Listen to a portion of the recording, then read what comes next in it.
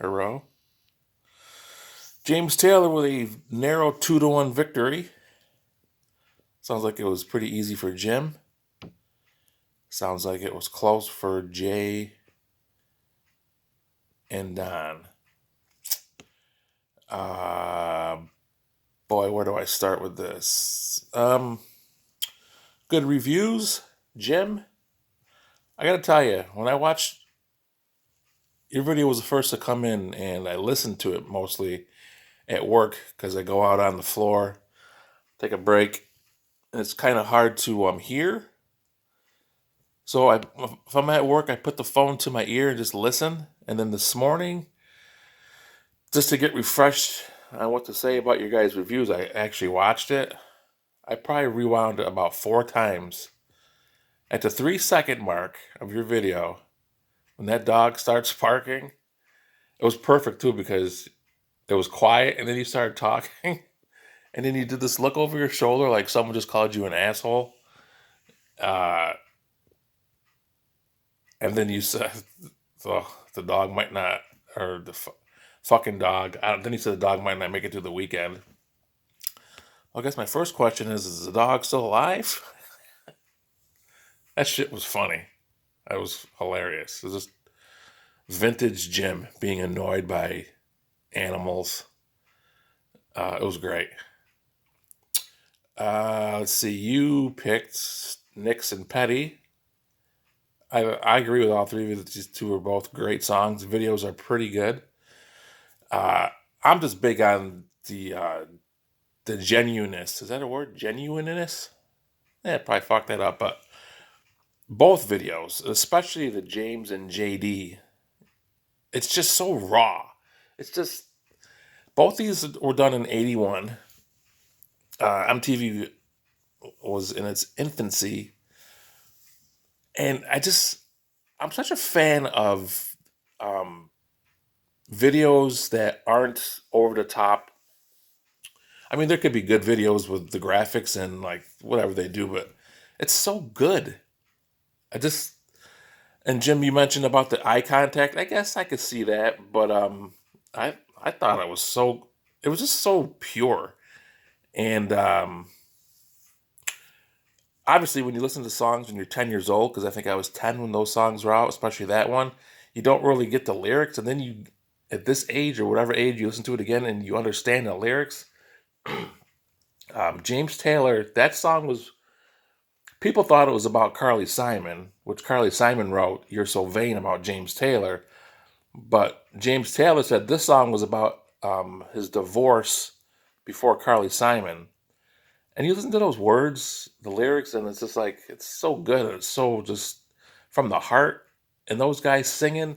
And Jay, you mentioned like you're surprised because that guy had no passion. But I think the song didn't call for passion.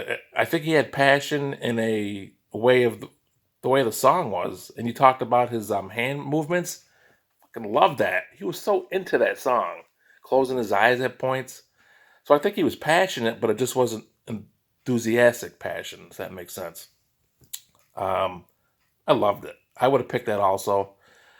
It was hard for me to pick what to go up against that song. I had a few, and I still got a couple now that I want to use eventually. But Nix and Petty, I've had on my table for a long time. I wanted to use that. And I do agree with Jay and Don about I got a little lengthy there with the music part. But again, those two together, the eye contact that she made with him in that one part, you didn't know if she was pissing him or wanted to blow him. Like it was such a, I think you know what I'm talking about. Where she's like stood with her back against the mic and like was just staring at him. So good, love that shit. I just like those videos better than actual like the theatrics that they put out there. So that's why I picked those two. That's what I'm a fan of. Man, I'm all over the place here. Jim, I'll go back to you about well actually I want to talk about the Scott and Dickie thing. First of all, did anyone see well he doesn't like to be called Dickie, I found that out last week. Because he did an interview on Facebook. Some guy was talking about local bands and he did an interview. I'll tell you, the interview was very well done. He's well spoken. He talked about his parents a little bit. Said my dad was Archie Bunker. Fucking exactly. But the interview was really good. It's on Facebook. Just I know Jay, you can't watch it, or no one probably will, but it's easy to find. You just put in his name on Facebook, and it's right there. And Jim, I did read what he wrote about Jeff. I'll tell you, what the fuck, man. Very enlightening, man. Talked about Jeff, how he was his hero, and I get that. And like he was the cool one. He was like the coolest guy of that family. And found out he was an addict. I didn't know they found him naked in bed, and like, oh my god, what a terrible. That's tragic, man. Like, I'm getting way off on here, but I wanted to touch on that also since Jim brought it up. Things that people go through, you don't know what they're going through, and it's so true. Like, but it was an interesting thing that he put out there on Facebook. And I'll say one more thing about this, then whatever, just my opinion. I remember Garner. I mean, man, he was a fucking caveman, that dude. And I remember how hard he was on Jeff. And mom and dad always talk about that story in the kitchen when I was a baby. And Garner threw a shoe at him that fucking whizzed over my head. And there's no doubt in my mind he used to fuck those kids up physically and mentally, and especially Jeff. And whatever.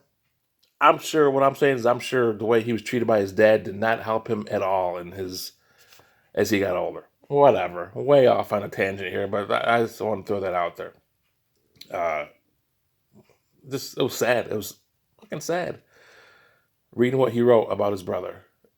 Jimmy mentioned the boat's still not in, but maybe, like, what the fuck? And I was talking to mom and dad about this last week. Like, so 2017 and 2019, you had this issue with the water. What is going on? There's got to be. So is it going to happen next year? Is it going to happen in 2021? Like, that's bullshit. Like, aren't you guys pissed? I mean, we were there since 77. Never once did that happen. Not once. Now, 2 out of the past 3 years. What's going on? Whatever. I hope you get the boat in. I hope you get the last couple months here with what you like doing best up there. Jay, the hair. Hey, man, shit. You got to do what the kids want to do. It's awesome. You looked a little bit like Minnie Pearl and Liberace. That's all I could think of. Minnie Pearl used to wear them shit hats with the flowers. So you look like Minnie Pearl and Liberace to me. Let's see, you talked about you went to those concerts. Still, never been to a concert. Don't think I ever will be. The Roots are playing at the State Fair this year. Maybe I'll go check out the Roots. What else did you say? You talked about school starts Wednesday. I can't get used to that. I guess it's whatever you're used to though, because you guys get an early vacation. If you're in school before Labor Day, it's got to be awful. But then again, you're out before Memorial Day, so again, it's whatever you're used to. It just seems like there's so much summer left, and they're going to be in school, especially when it's hot as shit over there.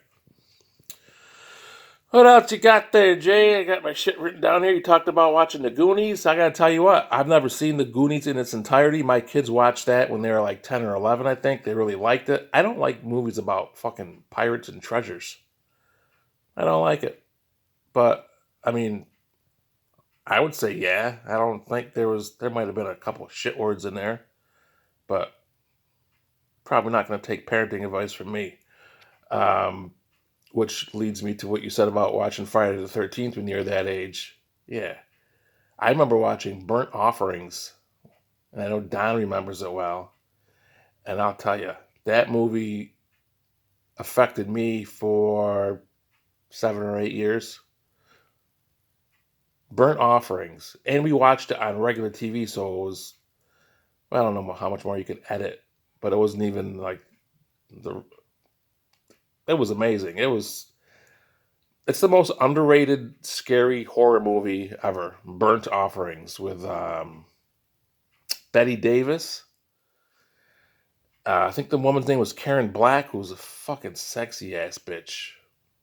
Karen Black, maybe? Whatever. That movie messed me up. Way off again here. You talked about James Taylor's album cover. He did look dirty on there. That was kind of a weird one. Reminded me a little bit of Jim Shepard in that picture. You talked about the water slide. I would love to see that video. I took my kids to a water slide, Chandler Forest years ago, and I think I went on a couple, but the kids loved them. And that one you talking about, like a 60-foot drop, I don't think I could handle that. I might pass out before I hit the water, and then I'd probably drown. Okay, so you picked James Taylor. Again, the guy's name is J.D. Souther, whatever. And I think his lack of passion was misunderstood by you. I think it was just a great song. The part where they said, she gets the house and the garden, and he gets the boys. Like, there's so many great. He gets the boys in the band. Fucking great. I might have to play that song again when I hang up. When I hang up this video.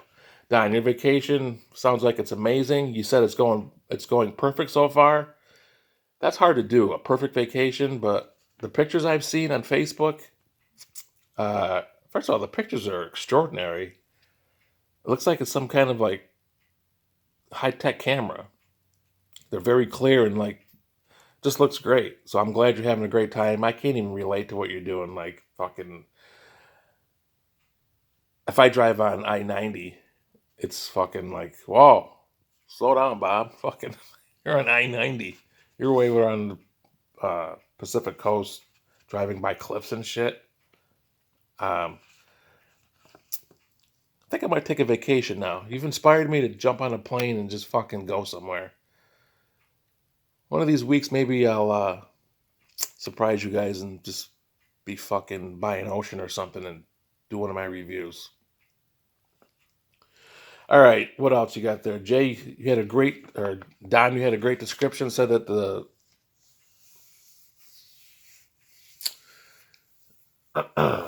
that they sounded, that they were like butter. Fucking great. James Taylor has one of the best voices ever. A little tidbit for you here as we go on the 12 and a half minute mark. There's no way no one's watching this. Mike Francesa had James Taylor in the studio years ago, and he said to James, because James actually sang in the studio a little bit with his guitar. Mike was like, what an instrument you have. Not talking about the guitar, but his voice. His voice is like, it's butter. Perfect. You guys are also very good at finding little details of the video, because when Don, you said he looked over his shoulder, I went back and watched. He looked over his shoulder like as soon as the video started. So you guys are like, you find out these little details that even I look back at. And I'm like, holy shit, I didn't realize that. But I caught that. I got to talk about your beard too. I got to talk about your beard. It's a good beard, but I'm wondering why you go through this process of. I'm surprised that you have the beard in the summer and it's shaved in the winter. I think it'd be the other way around, but whatever. You want to explain that? That'd be nice. You make me laugh because I mean, you do so much. I know you're busy as shit like every damn day, but you falling asleep at anywhere, anytime just makes me laugh, and you laugh too at it. You're like, just fell asleep. But I get it, but it's still funny. Okay, last thing, you talked about Scott's punch once again. You talked about his brain injury, which is a huge to do with that whole incident, I'm sure. Which also brings me to the point of the fucking Smiths. Talking about another Smith. Obviously, Jeff didn't make it because he had some shit going on. But Gary and Scott especially, those motherfuckers are going to live to be 120. Scott survived a horrendous car accident which he had brain damage. Those fucking Smith boys, man, and Garner, they're just like fucking country strong. Like just fucking picking up fucking bales of hay maybe and picking up car axles and frames and just strong country ass motherfuckers. Scott survived a car accident where he had brain damage. And I remember being in the hospital in 1985, 84, 85, 84, in the waiting room with Dickie and Pat and Garner. And I remember that so vividly. I probably thought he was going to die. Well, whatever. But yeah, that punch in the arm, we make light of it, but it had to have been an awful thing to see. Just one fucking hard ass grown up punch to your arm. And Dad, honestly, was probably uncomfortable because he didn't want to get involved and fucking have to deal with a psycho who might have fucking went off on him. I mean, it's whatever. It's your kid. You should do what you got to do, but would have fucked Dad up probably with his brain injury and like going all berserk. Oh, so the thing we make light of is probably something a lot darker. Anyways, guys, sorry this took long. 16 minutes. All right, we'll talk to you later. See ya.